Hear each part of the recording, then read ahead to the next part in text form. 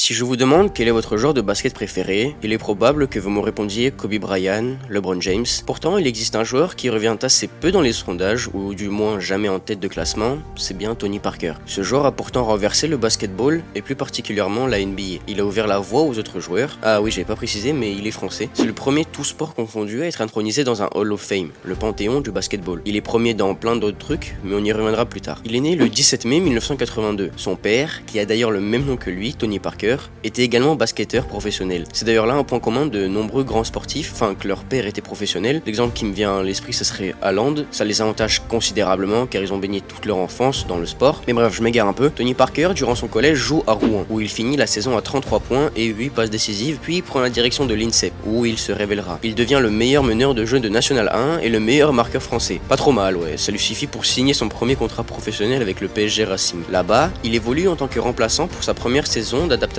puis devient meneur titulaire au départ de Laurent Serra, qui lui permettra de prendre en confiance et surtout en performance pour taper dans l'œil des plus grands clubs. Et la saison suivante, il rejoint la NBA pour les Spurs sous le numéro 9. Il s'impose très vite et intègre le 5 majeur dès le 5e match de la saison, devenant ainsi le plus jeune meneur de jeu titulaire de l'histoire de la NBA. Il prend plus confiance en lui, tout comme l'entraîneur. Et malgré une bonne performance en conférence Ouest, ils perdent en demi-finale. Pourtant, mon bon vieux Tipeee ne va pas se laisser faire.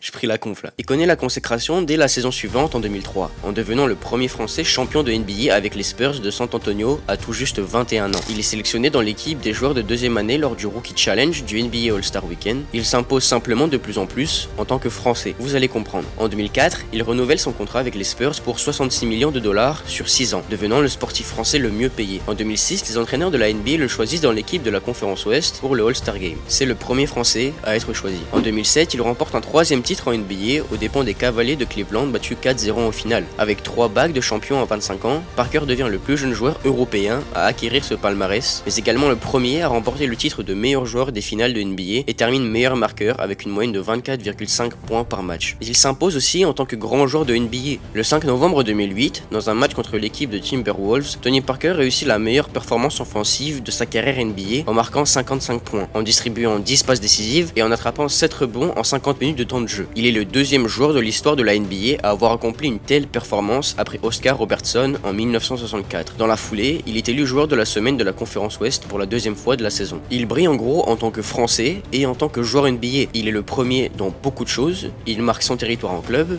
mais pas seulement. En équipe nationale, malgré un début plutôt compliqué, il parvient à décrocher la médaille d'or au championnat d'Europe de Slovénie en 2013. Il performe littéralement de partout, sélectionné pour les All-Star Games d'année en année, tout lui réussit, mais Parker commence à se faire de plus en plus vieux. Même si ses performances désirent à le montrer, il a pour ambition de jouer jusqu'à 40 ans et il a pris la décision de ralentir. Il doit prendre plus de temps et il le sait. Au début de la saison 2017-2018, Parker, qui est en convalescence à la suite d'une opération du tendon du quadriceps gauche, s'entraîne avec les Spurs d'Austin, l'équipe de G-League associée aux Spurs. Il effectue son retour le 27 novembre 2017 lors d'une victoire contre les Mavericks de Dallas, où il marque 6 points et fait 4 passes décisives. En janvier 2018, l'entraîneur Greg Popovich décide de sortir Parker du 5 de départ au profit du jeune Murray et d'utiliser le vétéran en tant que remplaçant. Après sa victoire des Spurs, le 15 mars 2018 face aux Pelicans de la Nouvelle-Orléans, Tony Parker devient le 7e joueur avec le plus de victoires en NBA avec 584 succès et arrive à la fin de son contrat où il rejoindra les Hornets pour 2 ans en préparation de sa retraite. Et le 10 juin 2019, Tony Parker annonce finalement qu'il prend sa retraite de joueur de basketball professionnel après 18 saisons sur les parquets de NBA. Tony Parker aura marqué de son empreinte les Spurs, ils retireront d'ailleurs son maillot numéro 9 pour saluer ses 17 saisons passées au club. En tout cas, même si Tony Parker ne sera jamais considéré comme l'un des meilleurs joueurs du monde de basketball, il est, par ses statistiques et son palmarès, considéré comme le meilleur basketteur français de tous les temps.